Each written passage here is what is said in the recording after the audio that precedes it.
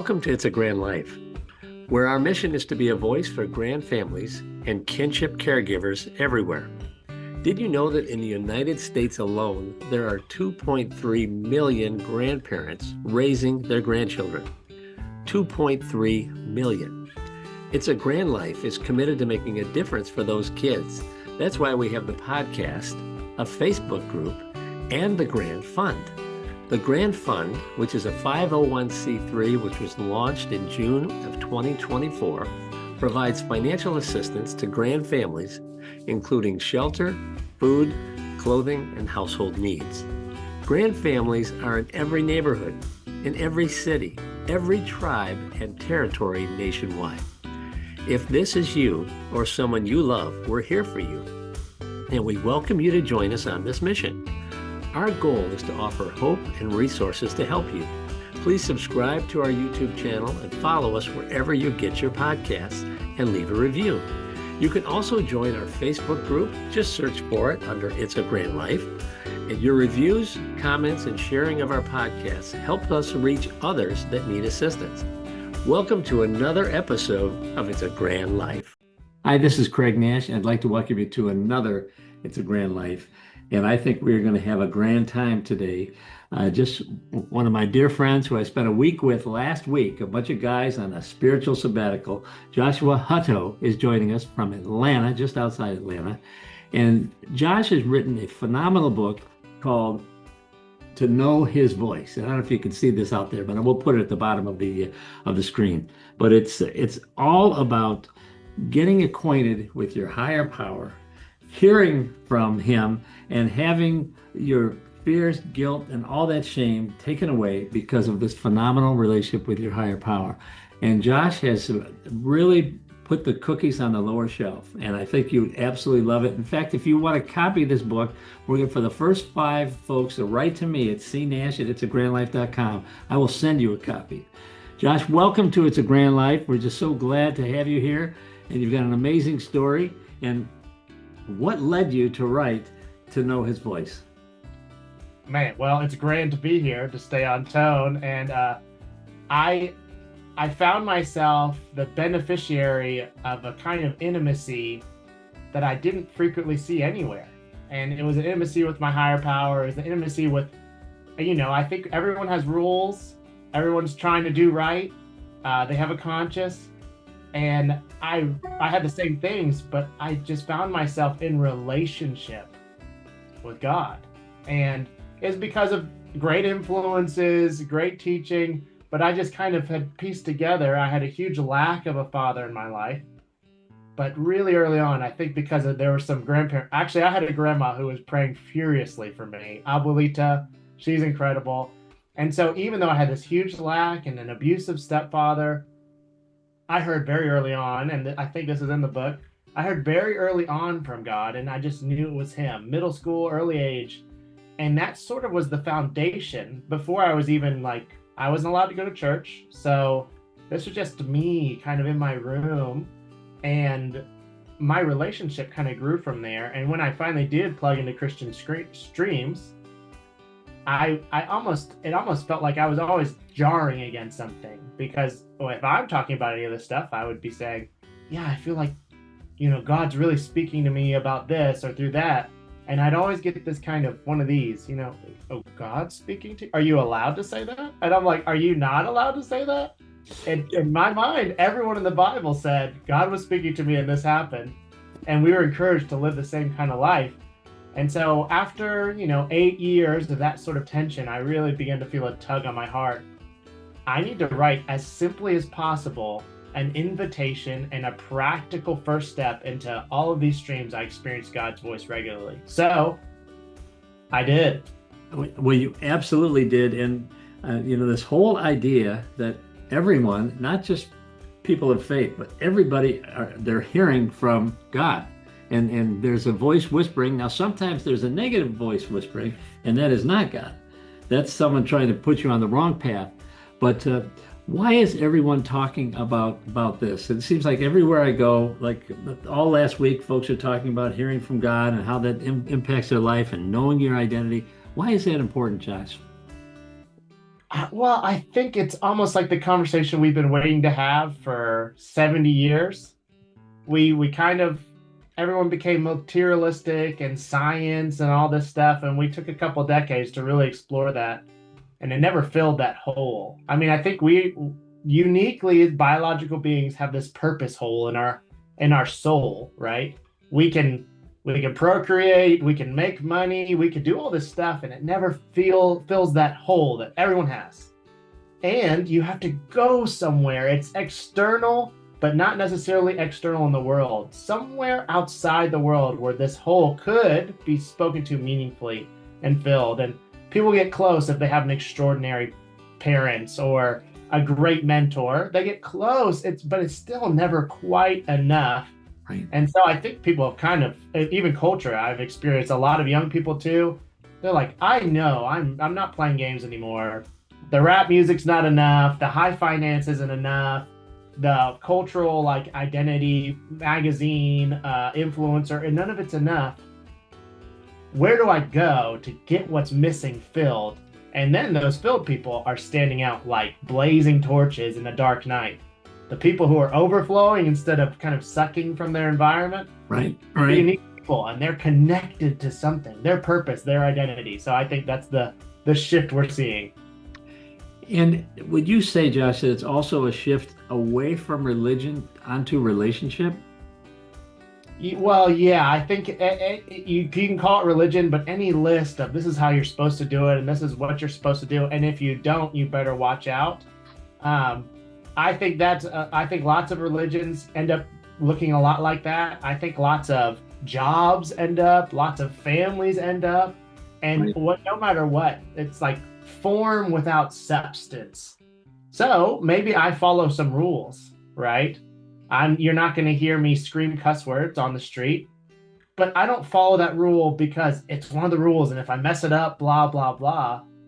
The substance in me kind of has made it so that it's easy to perform the outward form of whatever I'm doing. And I think a lot of people are trying to have that form, that look, we're trying to be good people, but out of this kind of emptiness, this substanceless life. And so, yes, relationship, I really believe, is at the core of substance. We were made for relationship with something, with each other intimately, but I would say that's impossible without that relationship with the higher power. I think you're 100% right on. And, you know, in the world that I'm in, we talked about this a lot last week, but, you know, there are 2.5 now million grandparents raising their grandkids. And if you talk to the experts, and I often quote a lady from Loveland, Colorado, who and an organization called the Grandfamily Coalition. And Gail Engel, when I asked her, what's the number one challenge for grandfamilies, grandparents raising their grandkids? She said, well, it's behavioral health, you know, and we've got behavioral health challenges. And the fact that most of the grandchildren being raised in this country by grandparents qualify for Medicaid, so they don't have the best insurance to qualify for the best therapists. We've got a real gap there, Josh. But does your work at helping folks connect with their higher power and deal with the negative junk that's inside of us and getting that out, and so getting rid of that darkness so we can walk in the light, do you think that would impact grandparents who are raising their grandkids? Yeah, I was a firefighter for 7 years, so I was in the medical field. Okay. And so I was on the streets interacting with behavioral health all the time. And I would say it's the same as anything else. Doctors are incredible at maybe stopping the bleeding or, you know, cutting out the tumor, but no doctor has ever healed anyone. The healing comes from somewhere else. And same with therapists. Maybe they can help with your behavior, even the best therapists. Maybe they can mitigate some of the damage being caused by psychological issues or whatever, but none of them can ever heal. But there is a healer, an extraordinary one. So the healing, the one who heals our bodies and our souls, is this higher power. And any strengthening connection with that higher power just comes with the bad stuff falling off and the good stuff being built up inside of us. So yeah, I mean, it's nice that I'm not in charge because I can't and I don't know how. But we see it. I mean, I've seen it with firefighter coworkers. I've seen it on the streets. I've seen it in my own family. I've seen it in my own heart. So I would be a huge advocate for yes to that question. Connecting with the higher power, building that inner spiritual life, it always brings it's the only way to get, I would say, true healing. Well, I know you live close to the Atlanta area, and let's say that we were going to meet with one of my friends' grandparent groups. There's a Deborah Suzette Brown. She's got an organization that is called Each One Teach One Together. She's a phenomenal lady, great leader, and I'm sure she would agree with you about the need for folks to connect with their higher power and deal with this stuff that's in them. But how would you start with a group like that? Let's say you had a room full of grandmas in Atlanta, maybe near the airport or somewhere near, and they wanted to find out, hey, I'm not only concerned about myself, Josh, but I'm concerned about my granddaughter, my grandson, or they may be raising 2 or 3 grandkids. And the other thing about that is that 80% of the grandparents who are raising their grandkids are either 20% are below the poverty line. The next 60%, they're not below the poverty line, but they do not have enough resources to really provide for their grandkids. And that's why, of course, we started It's a Grand Life. But how would you launch an initiative to give these folks the love, joy, and peace that you're talking about? I've experienced, it's not about a long explanation teaching. I would probably spend 2 minutes and very quickly challenge the idea that there are prerequisites for this connection. Well, I have to behave good first. I haven't been to church in a long time. Oh, I still do a little too much drinking. None of those affect, in my tradition, Christianity, all of the prerequisites are handled on the cross, and we just get to connect through the blood of Jesus. And so I would just say, whoever you are and wherever you're coming from, just try this with me once. The prerequisites are all met, and God is here and ready to talk to you. That would be my whole introduction teaching, and then we would give it a go. I like people closing their eyes, not because you need to, but just to help them focus. And then I would, as little as possible, just dive in and see what happens. Some people are going to experience more things than others. Some people are in different places. But as the momentum starts to build, we hit roadblocks. We handle them as we're moving into connection. And so that's what I've done. Josh, we don't need a 2-hour introductory class on how to hear from God or interact with your higher power. You have to have the Bible memorized. Yeah, unless you at do least that, the Bible memorized. At least the New Testament. Then. Yeah. And, well, I mean, the reality is the vast majority of people in the Bible didn't have any prerequisites met, and they encountered God, and that's the Bible. So we who aren't in the Bible, we're not Bible heroes. At least that's the access we get to have. So, yeah. What was so amazing to me when I started to research this whole idea of hearing from God was when I read the Bible and I just saw how God talked to everybody. And and they did not have a book to reference. They didn't have what we call the Old Testament or the New Testament. And it was just God interacting with his people, especially someone like Abraham in Genesis. I mean, if this guy's not the hero from how he walked with God and how he really left his home and his father and everything and went to, several miles away to this land that he was called to, and he obeyed what God was telling him. And that's really the secret of a happy and productive life, obeying what you hear, right? Well, I think we want, especially in this country, we feel like, and I think grands are especially close to this idea I'm about to say, we feel like the ultimate happiness is unlimited freedom. I will be most happy if I could just do whatever I want every day. But I meet those people all the time. They're spending on their credit cards, they're buying whatever, and they're on this little hamster wheel slowly buying up their own slavery. And with that endless freedom, they're actually completely trapped. They're not happy. They don't feel that purpose. Counterintuitively, if you surrender all your freedom, like a grand now, they're raising a grandkid, suddenly they're not playing golf, right? They're not retired. They have such a huge limiter suddenly. But I would hazard a guess that so many grands are finding a deeper and more renewed purpose in life, even though it's hard. And so similarly, yes, like you said, is obedience a big part of it? Once you find your purpose, who you were made to be, and you sort of start figuring out how to say no to the things you aren't, oh my goodness. I mean, joy, peace, happiness becomes abounding because we begin to do what we were made to do and really stop saying yes to things we weren't made to do that don't fill us up. And I'm not secretly referencing a very cookie cutter list. You could be made to paint and an artist. You could be made to be an accountant. You could be made to be a bank teller. But once you connect with that inner identity, it becomes so fulfilling. You're free from the job. You're free from the obligations, and you're just someone who's ready to give and overflow into life in those categories you were made to. But you hit on something that is so critical, knowing your identity, knowing what you're called. And do you find identity clarity the better connection you have to God or your higher power? Oh my goodness. Yes. Well, it's constantly being challenged, right? There's for me, I think there's two real energies that can motivate behavior: fear or faith. And one of my favorite verses in the Bible is Romans 8:15. You are no longer a slave to fear. Instead, by the spirit of adoption, shout out to the Grands, by the spirit of adoption, we cry out, Abba, Father. So we have this old energy, fear. You're messing up. People think you're failing. You're going to die soon. And that little voice and energy will motivate all kinds of action. But all that action leads to is death. There's another energy partnered with another voice. It's the spirit of adoption, according to the Bible. And it's saying something totally different.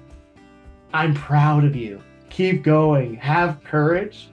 And those things, which I need to hear every day because the world is trying to beat up against my identity, that's the voice and the energy that motivates an incredible life. I mean, the things I've gotten to see at my age with my setbacks. I mean, I was on food stamps with a single mom. It's just extraordinary. It's unreasonable. It's miraculous. And it's because there's so many times where I could have chosen to do what I want to do, or I was stuck and I didn't have an answer to my problem. Right. But that connection, I get this insight, idea, whatever. And then I also get the energy to actually pursue it, the courage, the hope. And then it's like, is this working out? Was this a huge mistake? And you look back 6 months later, you're like, wow, God really had me. That was extraordinary. And so I'm an evangelist for this connection where people, the Bible says the Holy Spirit's going to come to teach you all things. How to grandparent, how to budget, how to help, what are you supposed to do with your car? Like, it'll teach you all things. And if we open ourselves to that connection, we will go where the Holy Spirit would like to lead us, which is the abundant life. I love that. And I love instead of all the rules and regulations, we have to believe and receive. Yes, I just absolutely love that. It's not Josh or Craig pushing the agenda. It's where we're going today. Open the right doors, close the wrong ones. And that's very freeing, isn't it? So let's talk about the little ones for a minute. Yeah. You know, we got you addressed grandma and grandpa, you know, how the importance of however old you are. You know, I mean, I'm in my late 60s and I really started hearing from God maybe 4 years ago. So, but he was always talking to me and I just didn't recognize it. Yeah. But let's talk about the kids at home, the granddaughters and the grandsons. Have you seen any impact of having this incredible relationship with the higher power or with God? Have you seen that transform any kids' lives? Oh my goodness. I like doing this with adults. I love doing this with children. So much less baggage, so much more quick faith, and the results are so much faster because they're just ready. They were made for this, and they can more quickly get into not good behavior. I think we always want to rush. Where's the good behavior? They can more quickly get into a secure place in their identity. And so, I don't know, I have a bunch of stories. One of my favorites is my youngest sister. I have a 14-year-old gap between me and my sister. Okay. And I had gone to college and she was still being raised by the stepfather who had been so abusive to all of us. So for me, it was so hard. I'm now free, but she's still in it. And she's Right. now gotten older, so she's experiencing more and more of that pressure and that pain. So we just sat down on a bed one day when I was back home visiting, and I just said, I think can we play a game with Jesus? And she's like, oh, yes. She's 5, 4. We close our eyes and we just imagine playing a game with Jesus, right? And then if I said, her name is Braylon. Braylon, if Jesus was an animal, what animal would he be? And she said, I think he'd be a giraffe. And I was like, wow, okay, giraffe. Why do you say that? Well, he likes a really long neck to eat the leaves on the tree. I was like, what tree? The tree that is over the river that has leaves that has medicine for all the countries in the world. And I said, excuse me? She's quoting Revelations. Right. This girl, she can't even read. And we're not telling her this stuff. She's experiencing something fun and childlike. And there's some sort of hope there for her that she needs essentially. And I'm blown away. Obviously, you see the questions I'm starting with. They're not religious questions. They're not high powered, and I'm not driving her to a point. We're just Right. seeing what God would be willing to do with her. And I'm happy to say now that girl is 20, thriving, fully free, connected with her higher power. And I like to believe that there were some of those early encounters with his voice that helped set her up for a life with him, a life that was fulfilled instead of really bent and broken by the bitterness that pain so often produces. That is a phenomenal story, and it reminds me of my granddaughter. You know, one day I was in and putting her to bed, and I had just had a conversation with my wife about my daughter relapsing and going back on the streets, and it was not a good day. And so I'm in praying for my granddaughter, and I was praying that Jesus would talk to her and that he would be close to her. And she's lying down. She turns to me and she says, you know, Jesus is here and he's right across from you and he's telling me that you need a hug. I hadn't told her about her mom being on the streets. Yeah. And she said, he wants to give you a hug. So she got up and gave me a hug. And that type of relationship, I mean, well, first of all, that just broke me. Like, I mean, there's a little bit of jealousy because these young ones, their connection is way better. They've got like what do they call those VPN lines or something? Yeah. Correct, yes. I've got like dial up. Yeah. And it's just absolutely amazing. But so if you were working with a group of grandparents and even bringing their grandkids, you would be excited about the opportunity for healing in the lives of the young ones, in addition to the grandparents. Well, that's what when this connection enters into a home, it's much more is caught than taught. I like a person who's a mess and in process and being changed by their connection with their higher power. They're going to do more for their environment than someone who's behaving great, got it all buttoned up and looks good. That person will talk all day. But the grandma who's in process, the granddaughter who your granddaughter probably has plenty of challenges, but Yes. her hearing from God in that way, in that moment, undid you because she had the perfect words, the perfect behavior, perfect insight. No. She was just open to the healing we all need.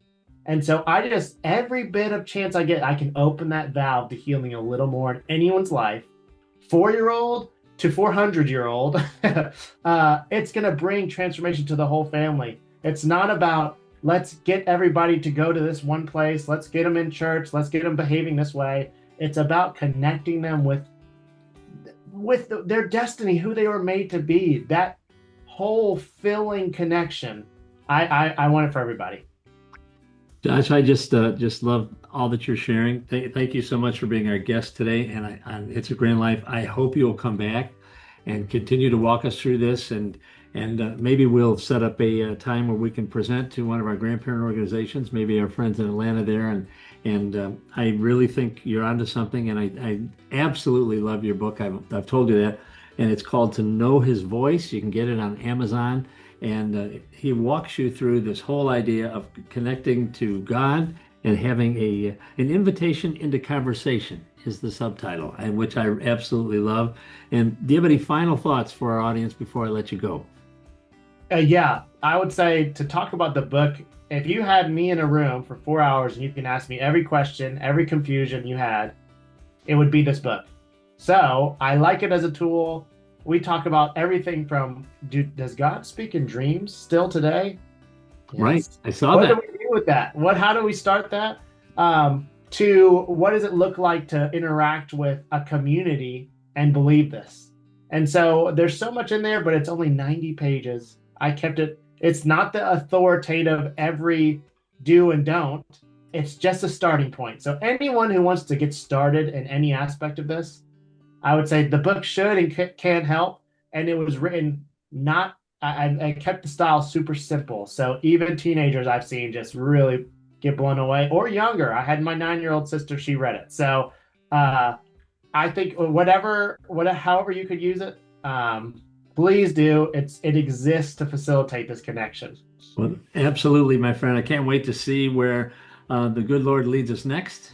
And you have been such a blessing to me, as well as everyone I'm sure you interact with in the greater Georgia area. But thank you for sharing this today, and we look forward to having you on again.